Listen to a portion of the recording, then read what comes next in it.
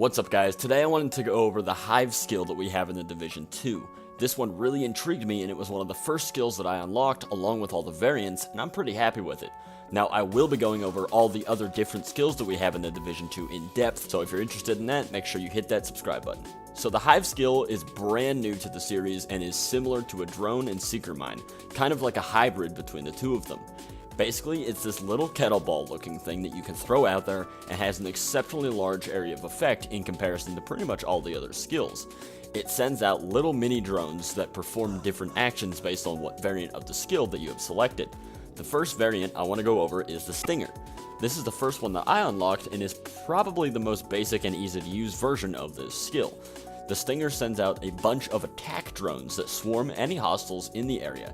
It has about 8 charges, and each of them will try to attack a separate enemy if enough are in range. If not, they will continue to pummel whatever is in the large area of effect, whether it be 1, 2, or 8 enemies. Now this is the only offensive version of this, but it is a good one. This is useful against a lot of different enemy types, but there are a few scenarios where I think it excels more than others.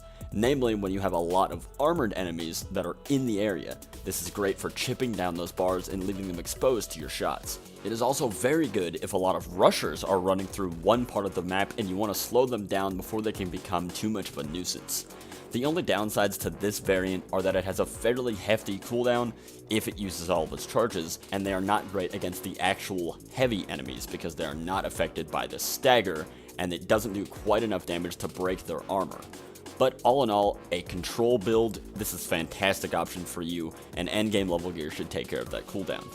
Next up we have the Restorer. It's pretty basic and acts like the drones or the chem launcher in that it heals you and your allies, but the thing I like about this variant is that you just set it and forget it. You don't have to worry about managing where the drone is or shooting a chem at somebody. As long as you and your team can stay inside a very generous area of effect, you can get the benefit from having some healing. Now, I will not say that it is as effective as the drone, and in my opinion, the drone is probably your better option, or the chem launcher for single target healing. But it's nice to be able to have it just to set it and forget it. However, this is not my favorite support version of the Hive. Next we have the Booster, which is supposed to send out little drones to help your allies with different buffs during combat. Now this increases weapon handling, movement, and other things like cooldowns. All of these are well and good, but it isn't enough for me to say I recommend this variant at all. I'm sure there are places in the game where this is useful, but I haven't found a whole lot of them yet. Right now, I just don't think it's useful enough to gain a slot in my loadout, and the only reason I say that is because the other variants are just flat out better. I've yet to try this out with a full squad with various team comps and endgame levels, so it might take more usage there. Lastly, we have possibly the most useful skill in the game, and that's the Reviver. I absolutely love this thing. It is so useful in my opinion that I would recommend that at least one of these be in your team's loadout no matter what you are doing.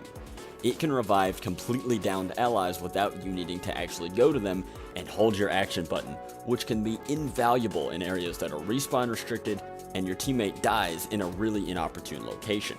It can also be charged up to give added health and armor to the player that it just revived. It can really save you in a boss fight where you made a bunch of progress and you don't want to have to wipe if you're the only one left alive. It's like a get out of jail free card in that situation. So in summary, this skill is fantastic and has a lot of different uses. The two that I give my highest recommendation to are the Stinger and the Reviver, because I feel like they're the best at what they do in the game. I think the Restorer gets outclassed by the Chem Launcher and Drone Healer variants, and I don't think the Booster is useful enough to warrant space in the loadout. But everybody's opinion on that may change if it ends up being super useful for builds and endgame activities. That's all I have for you guys today. I hope it helps. Like this video, it really does help me out a lot. Comment underneath this video on how you feel about all these variants. Subscribe to the channel for future Division content. And with that guys, I'll see you in the next video. Have a good one.